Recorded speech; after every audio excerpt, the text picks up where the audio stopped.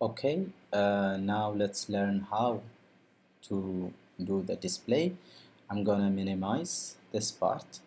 Displaying the student in a tabular format. I think that's exactly what they were asking us to do. So you display all the data in a tabular format. So tabular format means like a table, okay, in a nice format. So let's do that.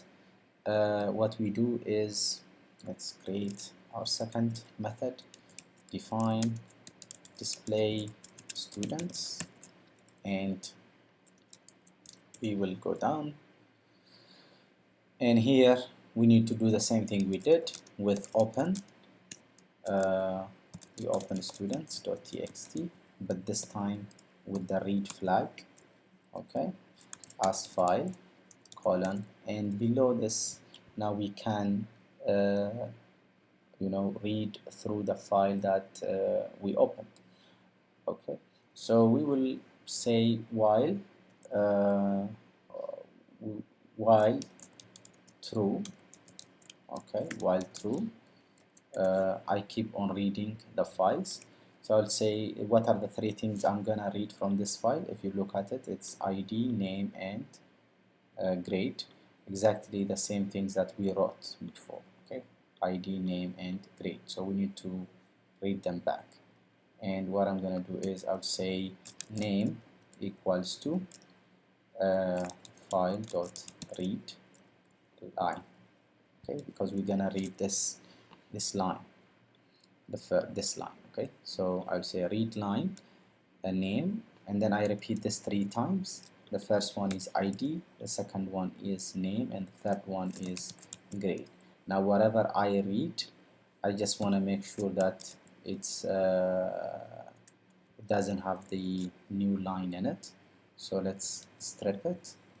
Okay, and the ID and the name are actually integers, so we wrap them with an integer key here, and this one with a float. Okay, so the ID is, both of them are numbers, so we need to wrap them with this.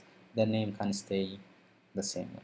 Alright, now before we go to the next round, we want to check, here if we have data or not. So if, let's say, not name, it means like khalas, we don't have any more names to read or any more IDs to read. If not ID or not name or not grade, it means like I did not read any more ID, or name is empty, or this is empty. That means we should not continue this loop, otherwise we keep reading that something that doesn't exist. Okay, so we need to stop reading and exit this loop, so we will break.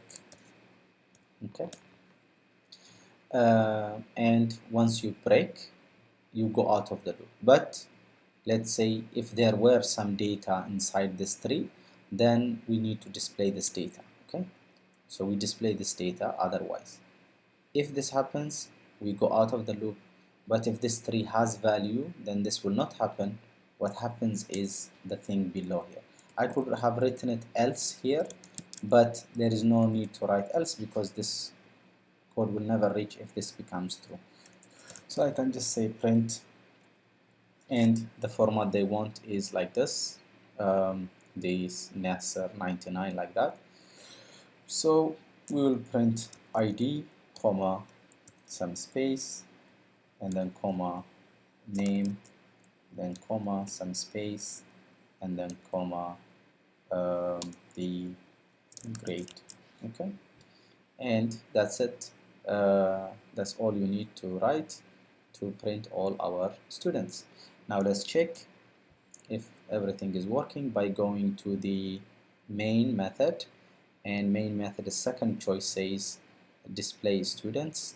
Okay, actually it says on the top of the students you need to display them like this. So let's say we're gonna display the student names.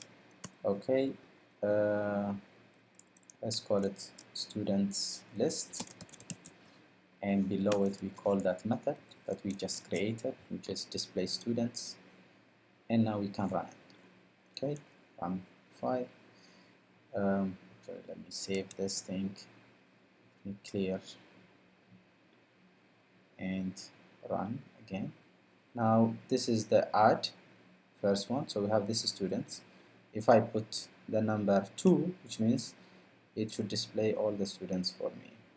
Our application, by the way, it did work. It did display the 3 students, but the problem is that after it displayed, then it crashed. And why did it crash? Because when it reached the last line here, it tries to read 3 empty lines, and these 3 empty lines I tried to strip them, which they don't even exist, so this will crash. Or I'm trying actually to convert them to float and integer, this also will crash it. Okay, so what you need to do instead is, there are many ways you can solve them. One way is to know how many students are there and loop only that number of students. Another way will be to not do the um, integer to int and strip immediately. Okay, only do them later. So what I mean by this is, you just first read these 3 lines. You read uh, this line, and maybe you read this line, and you read this line here. Okay, like that. So because we are just gonna read and display, and we're not doing any sort of manipulation with the grades, then I don't think actually we need to write it int and float and so on. We just read them and just display them immediately. All right, so there is no need for us to convert them, and this actually will resolve at least for the display part of our problem. So you can see here now, if I put the number 2, it will display without any issue. So 1 Abdullah 98, 100 Muhammad and 99. Okay. However, the problem here that we have is, we want to display this students in tabular format. So to do that, let's write a bit of formatting. So we will say print here, and in the print we can give this numbers, which will tell it the line number and the column number. So we can say, for example, 0, 10, and then the second one will be at 1, 10, and let's say, for example, the third one will be 2 and 10, and then we can do dot to 10. Actually, we can curly bracket, then we can say dot format, and I can put here what I want. For example, I want to say name, and then comma, and I can put age, not age, name. Actually, the first one is ID,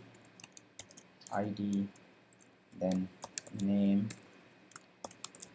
and the last one is grade. Okay, and this print,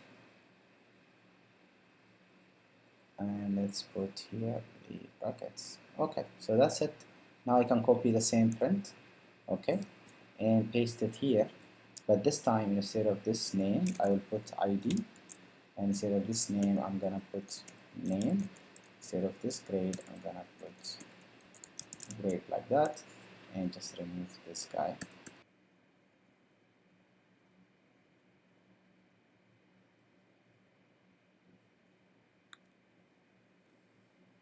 Okay, so we can give some spaces, equal spaces to both of them, as you can see, and the only thing left for us is to run it.